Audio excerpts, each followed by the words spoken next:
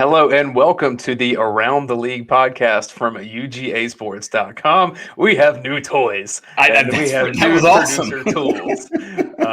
I don't know if we're as epic as the music that preceded us, but here we are with Around the League, week 5 here in the SEC. We're brought to you by our friends at Connor Grading and Lanescaping. They're based in Monroe, Georgia. We'll tell you more about them throughout the show. I'm Dayne Young from UGAsports.com. That's Jim Donnan, the former UGA head coach and the College Football Hall of Famer, fresh off the tennis court, which should be a win, Coach. I hope you won out there. Yeah, I had a good time.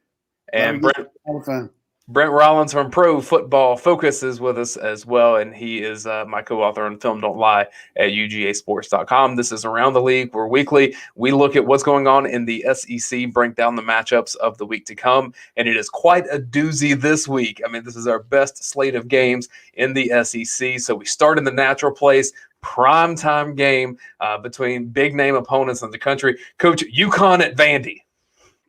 Yeah, I mean, that's the game I've really been worried about all week. I saw where Vandy's a big favorite in this game, too. So, UConn, their coach went out there this week and painted a goal line in his driveway so he could practice passing it on his way to work so he could get across the goal line. I feel sorry for both teams right now, but, it's just what it is. So we'll see how it goes. But I got to go with the home team, Vandy. I mean, you get all that big crowd they're going to have at Dudley Field. That'll be the difference. Raucous environment indeed. Yeah, we're not actually going to do a lot of breakdown of that game, just frankly because I don't know. That's probably it, actually. Yeah. So we've knocked that one out. We've got that out of the way. We're going to get to where the athletes are. Man, Dayne, are you going with the Commodores? Give me the Doors. I'll do it. Come on, Clark Lee. I'll take the Doors. Yeah, I'm going with the Doors too. We're not doing a watch-along show for that one, by the way. Our watch-along show for Arkansas and Georgia, which is the game that we'll start with here because it's the first in terms of time. It will be on the same YouTube channel, on the same Facebook page. Saturday, we'll get started about 11:45 a.m. Eastern time, and you can watch Arkansas versus Georgia with us. Brent, I'd like to start with you with Georgia games because Coach and I, we talk about it a lot on Tuesdays. Number 8 Arkansas at number 2 Georgia. This is a big one for both teams. It's a big one, and what's amazing about this weekend is it's not just this game. Like, this is a massive weekend in all of college football. I mean, you got a Big Ten, Iowa going on the road in an undefeated matchup on Friday. You got 3 basically top 10 matchups, with Alabama, Ole Miss, Georgia, Arkansas, and then Cincinnati and Notre Dame. You've got Kentucky maybe having its biggest home game in a long time. You've got Clemson, just kind of dragging, and maybe Boston College just puts the full nail in the coffin in them. It's just a great weekend for college football. But obviously noon, Georgia, Arkansas.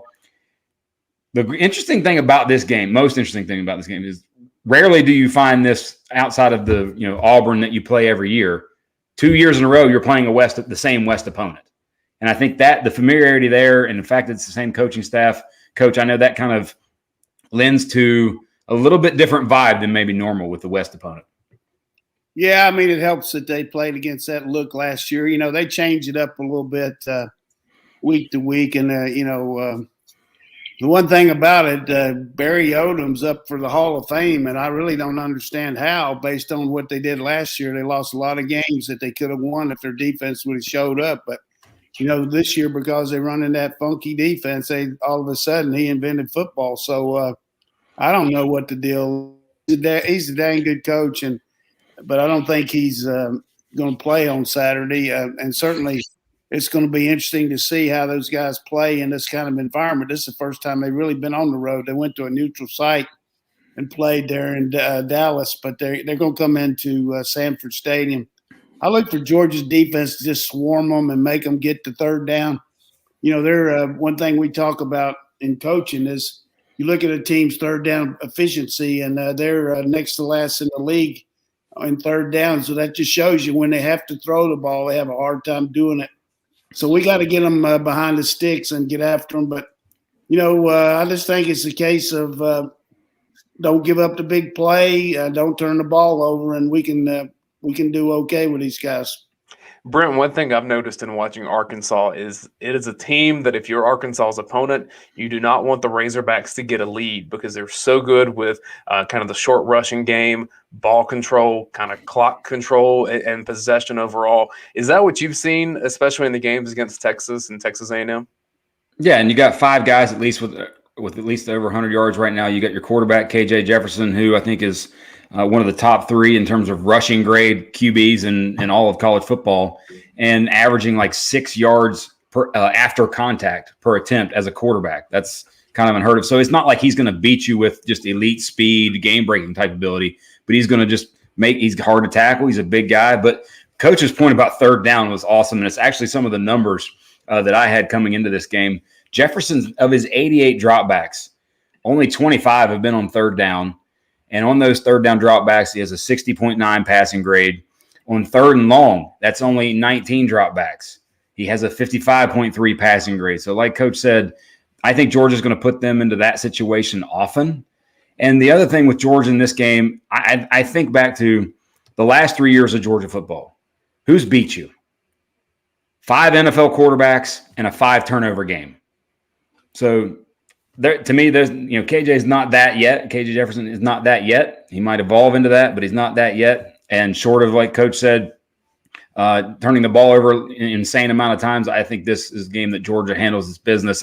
I liken this game a lot like Tennessee last year, where Tennessee hit a couple of long passes to Palmer, and got 14, 17ish, got some points off of that. Arkansas might get a few of those because Trey Burks is an animal and the best receiver in the conference. But outside of that, I think Georgia's going to take care of its business. Coach, what do you see from just Arkansas's defense? We've seen they've played so many multiple groups, and I asked you this on Tuesday in a way, so I'll ask it a little bit of a different way. When Barry Odom is bringing those different fronts, is it more about responding to what they do, or does Georgia dictate offensively what it wants to do? Well, a little bit of both. I mean, they got 3 transfers in there playing in the middle for them on their 3 down guys, but they do a good job of bringing off the edge and mixing up their fronts as far as who's coming and who's not, as far as their backers.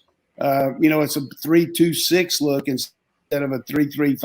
I mean, they really got 2 guys there in the middle, and then everybody's dispersed. But I think the main thing for talking about Georgia, when I play a team that I'm not sure how they're going to line up, it really hurts you when you line up in multiple looks around because you don't ever know where they're going to respond. So just line up and see where they are and then go get them, because we go against better players in practice. I don't know if we're that much better, but at least as good in practice going against our defense every day. So just got to go out there and execute. I know been some talk about Daniel's arm being sore and everything like that. Well, if it is, hand it to those backs, lather them up. Because I think we can run right at these guys.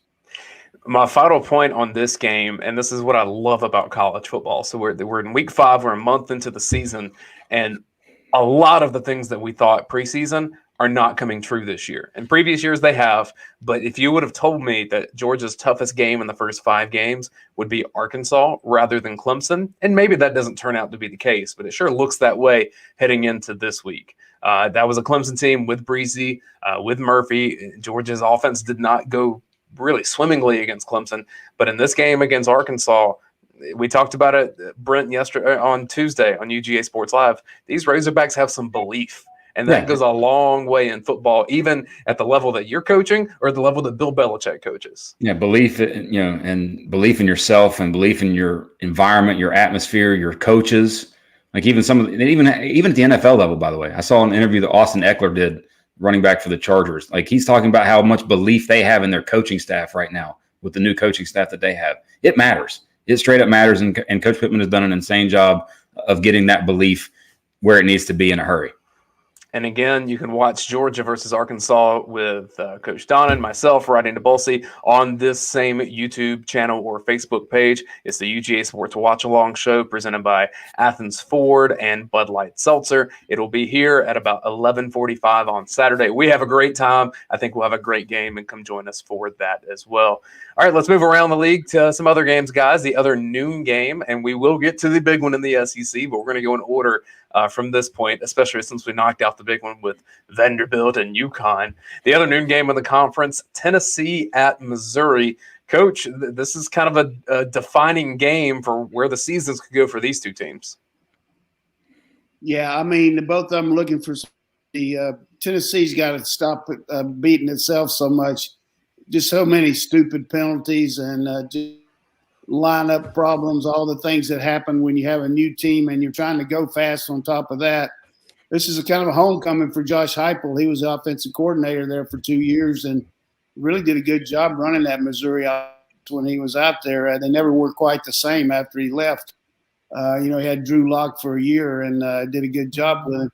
I think Missouri's defense, to me, is just a really bad-looking group right now. They can't stop the run at all.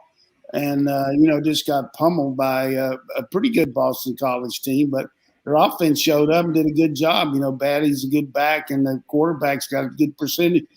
I think this could be a game if either team turns the ball over and gives the other team some looks that, easy scores. But both teams fighting for identity, both teams with relatively new coaching staffs. You got a whole new defensive staff at Missouri. I just can't wrap my arms around this game. I've tried to study it a little bit this morning and look at the so-called facts about both teams. But what about it to you, Doc? What do you think? I think both these teams are kind of living on Tulsa time myself. They just can't figure out what they want to do. Very much so. And when in doubt, what does Vegas say? It's a 3-point Missouri spread. Basically, they're equal. They're giving the 3 points to the home team. And when you think about it, Missouri hasn't given up fewer than 24 points in a game. Both Hooker and Milton have less than a 60 passing grade. So this is, for a Tennessee team, this is a get-right game from a quarterback standpoint, get some rhythm for your quarterback. But it's which team actually can pick itself up after a very physical game a week ago. Because Boston College was a physical game, run for almost 300 yards on them against Missouri. Florida, up and down the field, lots of rushing yards against Tennessee. So which team can pick itself back up? And in the end, does the home crowd and home field advantage matter for Missouri? I think so. What kind of rushing game can Tennessee muster? What do you see? I mean, they don't even try to run it, do they? They haven't much. But we'll say, watching their backs, I actually think their backs have a little bit of something. It's just a matter of consistency. And, as with always, when you go fast, you have to get first downs to really be efficient and be able to do the things that you want to do. And they just haven't been able to do it in the passing game to continuously move the chains. Tennessee. Leave this to our almighty emperor up there, Dayne. Pick the game. Neither one of us can because we're both perplexed right here. We don't know what to do.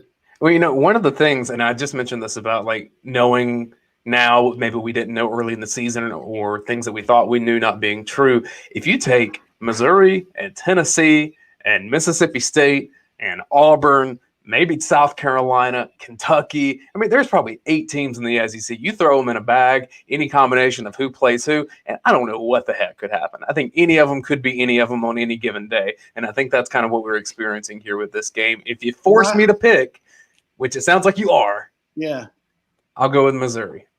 Hey, not so fast, including Auburn and South Carolina and Vanderbilt in that group. Auburn right now, we're going to talk about them here in a minute, but certainly I think you got the home Mizzou Tigers. It's going to be they're going to get that fight song, get those Golden Girls out there. We used to tell that band director, we want you to be out here when the other team comes out because we want those Golden Girls in the other team's end zone because they can't concentrate.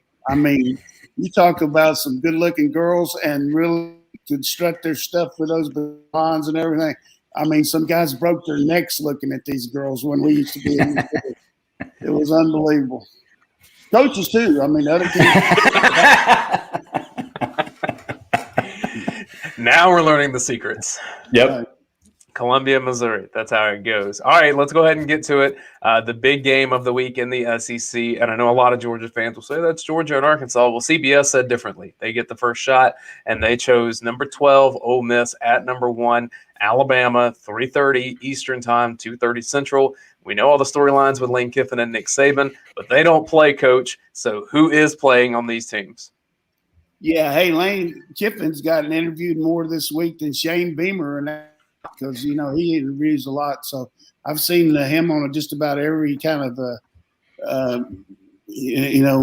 anything you can see. But here's the thing about it to me is I just don't. Everybody's talking about how you're going to stop this offense. What are you going to do about it?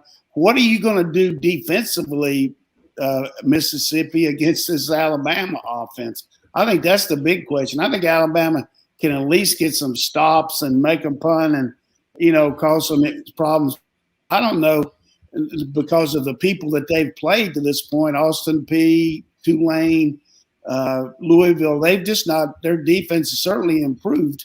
And, Alabama's played against an Ole Miss offense. It's been good. It's not like all of a sudden that Lane Kiffin and Jeff Levy's come in here and their offense is really golden, really strong. I mean, it was very good under Rodriguez and those other guys when Corral was a freshman. I mean, they moved the ball up and down the field on Alabama that year. So I think the big key in this game, can Ole Miss defense get any stops? Any. And I don't know if they can. So I'm going Roll Tide in this game, and I'm going Roll Tide big. I think they got a chance. They just got way too many players. That's amazing, because guess what I'm going to do, Coach? I'm going to go the complete opposite way. Whoa. Go for it. I said last week, this feels very 2019-ish to me. We're just that elite level offense rides its wave on the SEC West and maybe get enough defense. I mean, Ole Miss put 48 on Alabama last year, but what you think about their Joe Burrow, is that what you're talking about? Yes. Okay. Yeah. And we get to see the offense versus the defense. Don't think as quick as me and you. So when you say 2019-esque, are you talking about Ole Miss or LSU type? Basically, Ole Miss being the new LSU in a way, and for this season, and because right now, let's write that down, because that's a very vivid comment that I'm going to hold you to, and if you get it right, you're going to be Karnak the Magnificent. I mean, that's one of the all-timers, because I just don't see that myself, but maybe I'm wrong. Well, one of the things about last year's game against Alabama, I think in that game, Alabama got every yard it could possibly get except for 30. They had the ball, they scored. They had 63 points. They scored every time. I think there was only 30 yards more that they could have gotten that they didn't get. But I think this year, it's just Alabama. I think their defense is good. I don't think it's great, and I think Ole Miss is going to do what they want. I think Alabama is not as good offensively as maybe we think. And last year, Najee had over 200 yards against Ole Miss. I don't know that they have that back this year. And I think Ole Miss goes in. I think they get the victory, and we're talking about them in an LSU-like fashion next week. Well, here's the thing that I don't see. I don't see a tight end like they had last year. That guy got almost 300 yards in the game. And I'm talking about Ole Miss. But here's the thing that I would think, even though we saw poor tackling by Alabama last week against Florida, but, they're not a run-first quarterback like Florida. I mean, Matt Corral, it scrambles and all that, but you got to figure that Nick and his staff have been working on this game since the last year. And, they're playing there at right there in Tuscaloosa and all that. So really, one of us is going to be really wrong here, and it's going to be either the old coach or you. So I would think that more with your confidence level, I'm probably going to be wrong, and that's going to really hurt my feelings, and I'm going to go in a fetal position, because I don't think Ole Miss is anywhere near as challenging to this Alabama team as Florida is. Brent, if you're right, it's going to mean that Matt Corral is one of the best players in the history of college football. That's what Joe Burrow was. But it wasn't just Burrow. You think about the talent that was around that LSU team, and it all just came together. First-round running back in Clyde Edwards-Helaire. I don't see that at Ole Miss. You got, 3 first- or second-round receivers when you're talking Justin Jefferson, Jamar Chase. Who am I forgetting there? Well, he's been thinking Terrence about Marshall. This guy stayed out on a limb for us, and I really admire him. And I know the fans that Ole Miss fans, they're probably getting a conga line around there and telling Lane about. He'll probably want to text you and say, "Hey, you're my man." Come to the SIP. Come to the SIP. He tweets out. You're just the exact opposite of Michael Wilbon. I mean, Wilbon got after him pretty hard. But, hey, Lane is a really good coach. But I would just remind the fans here, this isn't Lane and Nick playing. We'll see how it goes. I just think we're going to see that Alabama running game surface Saturday that we haven't seen all year because they're going to line up and mash these guys. In 2019, LSU at Alabama, 46-41. Right. 2021, Ole Miss at Alabama, 45-42. All right. You heard it right here on Around the League. I'm confident there. Whoops. Hey, it could go around the world because of that kind of statement there. I mean, that's one thing about my boy. He comes out, he's from West Virginia, and he likes to sometimes get the Hatfields and McCoys out. We're going to have it here. So, hey, that's a bold statement. I really like your confidence on that. That's good. I'm going to play Switzerland and say I could see it going in either of those directions. I think it'll be a close game because I do think Alabama has issues running the ball. And, Coach, I don't see the running back there, even with those great offensive linemen, even with Evan Neal bowling people over. They struggled to run against Florida. And I don't think Florida's defensive front, while it's really good, it's not top 5 in the country or anything. It's not, but it's better than Ole Miss. I mean, Ole Miss hadn't. I mean, we'll say, hey, this is why we need to tape this thing and put it in the archives because one of us is going to be lower than Wellman year after this pick. Let's go. Probably me. That's the beauty of YouTube, automatic archiving. So we don't have to work on that. It's here for as long as this channel exists. I want you to pile it on me, but I won't get on you too bad because I don't want to make you feel bad. So good fun. What do we got next? Next game also at 3:30. Not going to get near the ratings that Ole Miss Alabama will, but it's on the SEC Network. The Troy Trojans going to South Carolina. A critical game for the Gamecocks, Brent, if South Carolina is going to find a way to bowl eligibility. Another Fun Belt versus the SEC game. I mean, Georgia State about did it last week against Auburn. Can Troy do it against South Carolina this week? Possibly. South Carolina, I will say they actually hung in there with Kentucky. To me, the only player that's actually doing something and worth watching right now for South Carolina is Enigbear, the defensive end. He has the #1 pass rush grade in the SEC and just a sort of first-round top 15 type pick looking that way. But can South Carolina survive, the Fun Belt? We'll see. Here's the thing about South Carolina. Last week, that's their chance to win, create turnovers, get field position, but they couldn't cash in and score when they had the ball in Kentucky's end of the field like they needed to. This Troy team is very good at stopping the run. I mean, less than 100 yards a game all year. So they're going to challenge this team and force Doty. I think they're being real careful with Doty, really putting him on the edge, letting him run. And he's kind of – their pass protection looked awful last week with him dropping back. Maybe they – feel like if he rolls out, he might get hit too much, but he's getting hit either way. So this is a critical game for the Gamecocks. So, I mean, for them to have any chance of getting to a bowl, they got to win this game. They got to beat Missouri. They got to beat Vanderbilt, and they got to beat Tennessee. If they can do that, they can make a bowl. If they don't, they lose this game to Troy, they got no chance because I don't see them winning 4 SEC teams against the schedule they got. So, again, a lot of pressure on them too. The Fun Belt, like you say, they're going to come in there. This is a chance for them to, make their move. And Chip Lindsey, the coach there, has had a lot of SEC experience coaching at Auburn.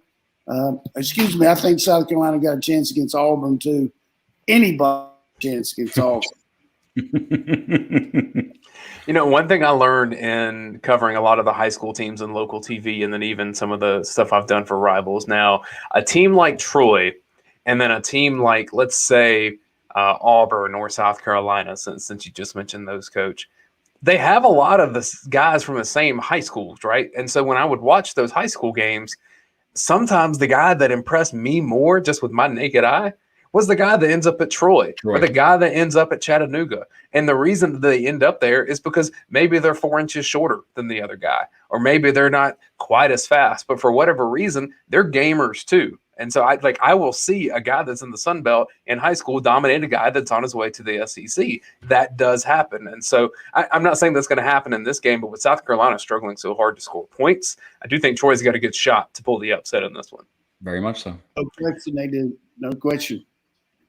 Let's take a break for a second to tell you about our friends at Connor Grading and Landscaping. They're based in Monroe, Georgia. I tell you about them every week here on Around the League. They do such great work in people's yards in Northeast Georgia. What I love is that you come up with ideas of saying, hey, this is what I have in my head. Can you make it work? And then Mike Connor and his team, they come out and they say, yeah, we can make this work, but here's a way that we can make it a little better, or here's a way that maybe it's a little more economical for your situation right now. And look, with the rain that we've had in certain areas of Northeast Georgia lately, you need to make sure that you got the proper drainage for your front yard, so whatever work is done doesn't have to be redone later. These are the guys to help you do it. They can help move earth. They can come up with great ideas. If you want a par 3 course in your backyard, if your backyard's that big enough, go ahead and call them up and see if they can make that happen.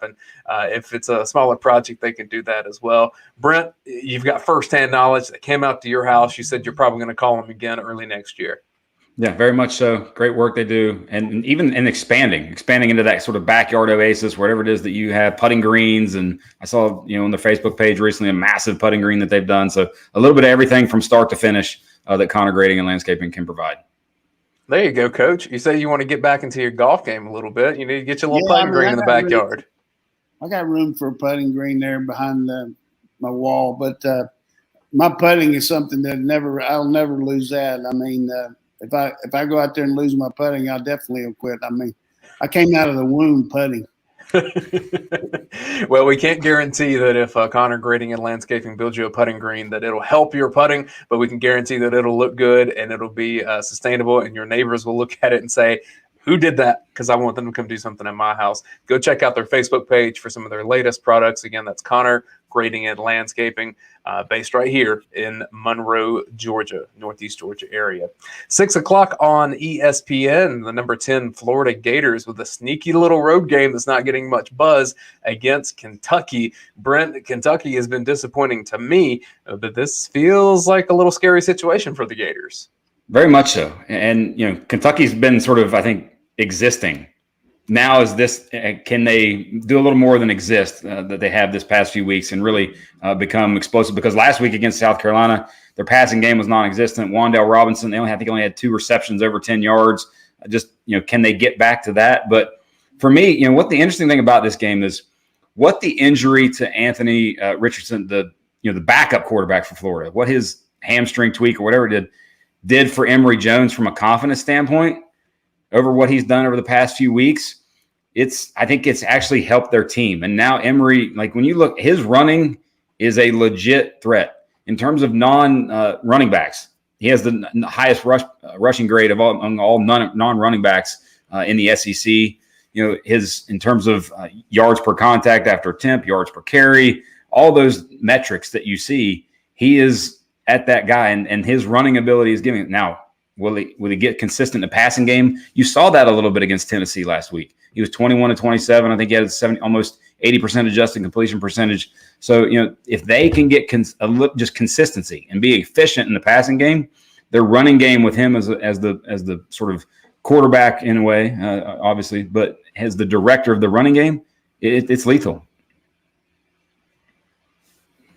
Coach, thoughts on the Gators and Kentucky? May have had a little internet freezing issue there for a second with Coach, so we'll come back to him in just a minute. Here's what I'll say about Kentucky, though, Brent. They've got a better offensive line than what they're showing with the run game. So I don't understand why, he was the SEC leading rusher heading into last week, why they're not pounding the ball more. Maybe they're trying to institute this new philosophy, but the way to beat Florida, you got to get those kind of dirty yards and give yourself third and manageable. And when you look at number of 10-yard runs, Chris Rodriguez is first in the SEC. Hope to see a lot more of that if you're a Kentucky fan this week. By the way, guess who's second? Who? Emory Jones. Yeah. In terms of missed tackles forced, up there, Chris Rodriguez. Third in the SEC, Emory Jones. So, the running games are going to be on prime display in this game. And in terms of from a timing perspective, this game might be one where, because of that, it's over a little quicker than many games because of how well and how much the running game is a part of what these teams do. Overall, I'll say this, and I know this is probably an easy thing to say. It's a must-win game for Florida for all the season goals. You can't lose this Both and overcome teams. that. But, I mean, realistically, I don't think either of us think Kentucky can, run the table to be set up undefeated against Georgia at that point, They got LSU, I think, next week, and then it is Georgia. So, you never know. And he's back. Coach, your internet came in and out just in time for the Gators. Yeah, I mean, I was hoping I would miss that Gator because I didn't want to give them any love, but I got to give them some. First of all, I want to give that defense some love because they just look like they really got a pretty good plan right now. So we'll see what's going to happen against this Kentucky balanced attack. But they just seem, a lot more confident. They do a good job rushing the passer. Did a good job against Alabama after the first quarter. So defensively, they're not giving up a lot of big plays. But on offense, I think I heard the first part about what we were talking about easily. With Emory. Emory Jones has got that level of confidence, knowing a lot of times when you're the guy, there's a lot of difference when there's a guy behind you and you're worried about is he going to come in. Well, with the guys being injured, he said, look, I got to take the bull by the horns. Here's my chance. He's not going to play. I got to do what I got to do. And he's got the really good feel for the run game. And I think Coach Mullen's doing a good job using him to that effect because he's so quick reading blocks. I mean, if you just get a tie there when a guard pulls, he knows when to cut inside. He knows when to go outside. And he's very hard to tackle. I mean, you can't get him down. So not so much that he's powerful, he's just so quick. So, and he's got the threat of their pass too. They haven't thrown as much as they probably need to, but against some teams. But, when you're getting 300 yards a game rushing now, I mean, that's strong. I mean, and certainly they got that potential. Playing at Kentucky, the last time they went up there, they had that tragedy to Franks, and he went down, and Trask comes in there, and so we'll just have to see. But unless Kentucky gets a little more confidence on offense, I think they're going to have a hard time keeping up with this Florida Gator team because they can really do a lot of stuff to hurt you, and you just can't gear in on stopping the run because they got some great play action passes. So I'm gonna go, as much as I hate it, I'm going with the Gators on this, and I think they'll cover that 8 points. Safe to say, Coach, that the winner of this game becomes the number one contender in the East to Georgia? Well, from the Florida standpoint, they lose another game, they're down 2. Kentucky be undefeated, so that Georgia-Kentucky game in 2 weeks will be probably for all the marbles. You know what I mean? It's just going to be because Kentucky's, got some tough games left, but nothing like we do. We got to still play Florida. So this is kind of an elimination game for Florida. If they lose, really puts them behind the 8 ball, and they still got to go to LSU. 7 o'clock on the SEC Network. Another interesting matchup to me. Mississippi State, after trying to come back against LSU and not quite making it, goes to College Station on 15th ranked Texas A&M. Brent, we need to see more from, I think, the offense at Mississippi State. They've been holding teams, at least recently, and now maybe LSU's offense is not one to measure up against like this, but it's not like the Aggies are scoring a lot of points either. No, and this is both teams kind of struggling a little bit. And obviously A&M's was because the quarterback got hurt. Their starter got hurt. Calzada comes in. He's a 50% career passer. Well, guess what he's been this year? A 50% passer, 5 big-time throws, 5 turnover-worthy plays, so basically just average. And so, and we talked last week about can Anais Smith, Jalen Weidermeyer actually get involved in the offense. Well, guess what? They had all of three catches for 53 yards against Arkansas. So until they get those 2 guys involved, get back to what their identity was, which is Isaiah Spiller and A-Chain in the running game, A&M's going to struggle. Mississippi State, can you do something not in the fourth quarter? Can you play the first 3 quarters of the game and not just make it very interesting? I mean, they won a game late in the fourth quarter. They almost come back and beat LSU, but still, hey, there's the first 3 quarters exist too. It's not just the fourth. But both of these, because of the one, Mississippi State, just overall talent, but two, Texas A&M in its quarterback situation. It's going to be a struggle for these guys until they get consistent play from the rest of their team, and then also the quarterback for the A&M. Yeah, here's the thing that this really made me scratch my head last week. Spiller makes that long run against Arkansas, and then he doesn't touch the ball the rest of the game. Somebody's got to help Jimbo and tell him on the sideline, hey, coach, let's don't forget Spiller. Did he go over to Jerry Jones' suite there and get something to eat? And I mean, seriously, that's bad, particularly when you got a quarterback that's struggling like Calzada. And I think the thing that's happened so much that we're out here in Athens, Georgia. Can you imagine over at A&M and throughout the state of Texas and throughout that whole region? Everybody's telling this kid about how bad he is. You know what I mean? And the team's listening to that. He's not that bad. He's inconsistent. He's not Haynes Keene. He's not Kevin Mon from last year, but he's good enough if everybody else plays good. And the problem is they're not. They're not doing as much defensively, not creating turnovers. They're struggling as a team. They wanted to be a team that was going to challenge Alabama. You know, last year they lost one game.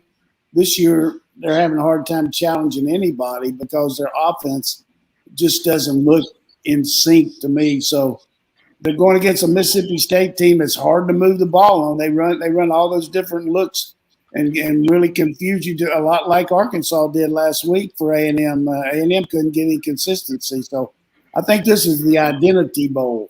Which one of these teams can get some kind of offensive identity to score enough points against both teams that have good defense? So is the offensive identity running Spiller and, like you say, getting the ball to these other guys, or is it, going to something different? I mean, and for Mississippi State, underneath passes, I mean, how many can you throw? 150? I mean, that's what they do every game. So I don't think this game is a game I could pick.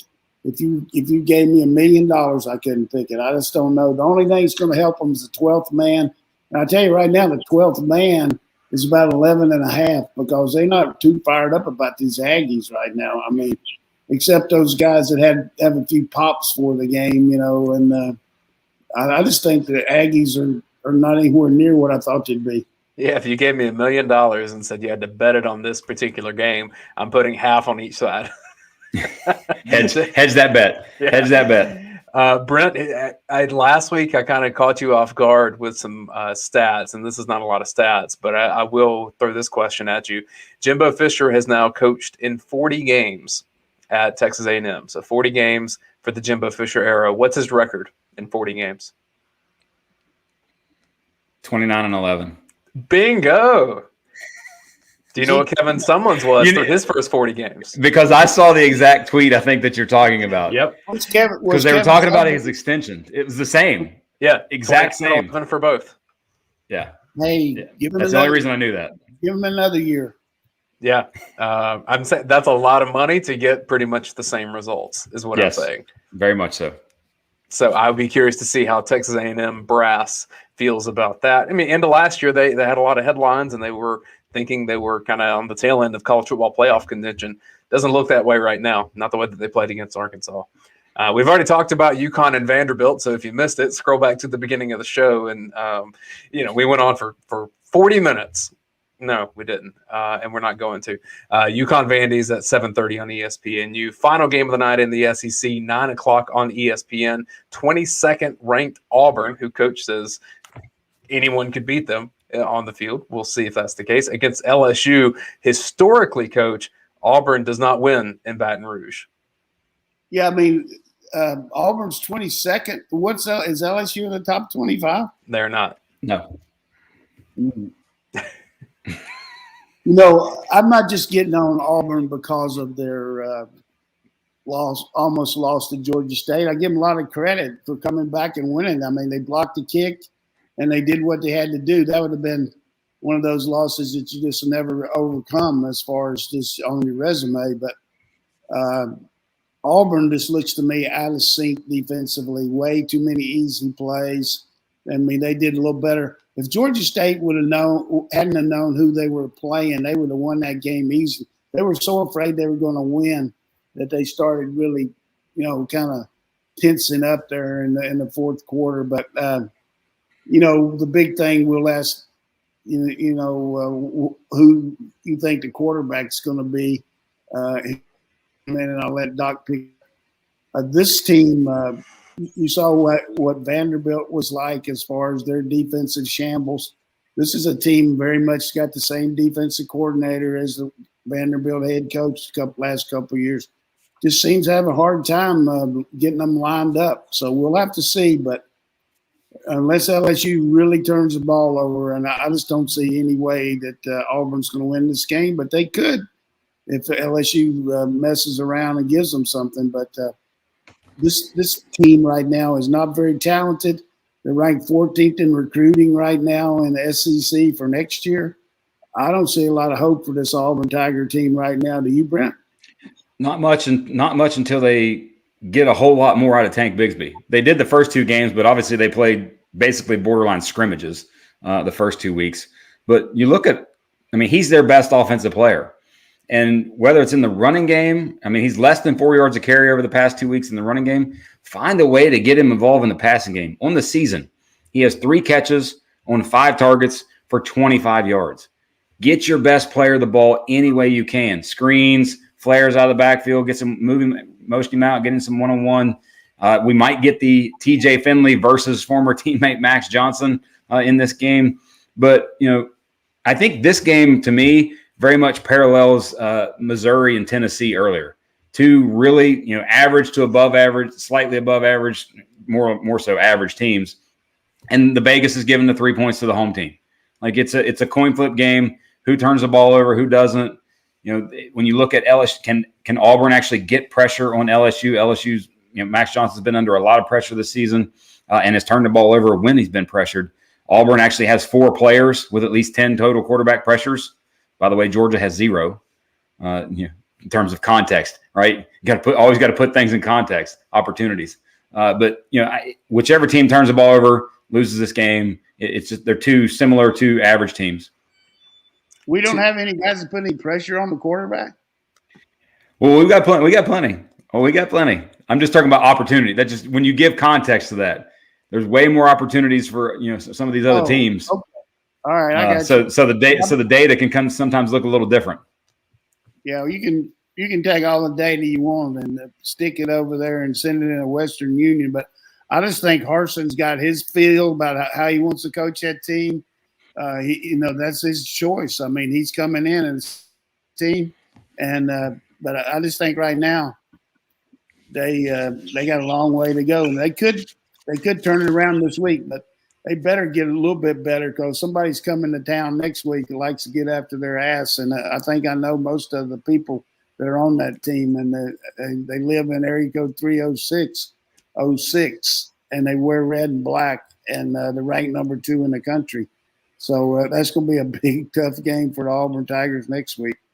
A couple legacy programs are seeing subpar quarterback play, and the student sections at those programs are letting them know about it. When Auburn students were saying pretty much you need to bench Bo Nix and bring in TJ, that's surprising for a guy that's been a starter as long as Bo has. And then we saw the same thing at Oklahoma when the student section there was saying, they want to see the backup quarterback. We want Caleb, I think is what they said. Yep. And so he's not a legacy though. He's from out in. No, I'm just saying that programs that historically are really, really good, and especially these two that tend to have pretty good quarterback play, fans are getting impatient with bad quarterback play. That's what I'm saying. I think the reason you start Nix is if you don't, you're basically telling your whole team, here's a guy we built our whole team around and our spring ball and everything, but we're going to make a change right now. Hey, let him start the game, see how he does. And the kids have confidence in him. See if and then bring Finley in because Finley probably do better coming off. Don't you think, Brent?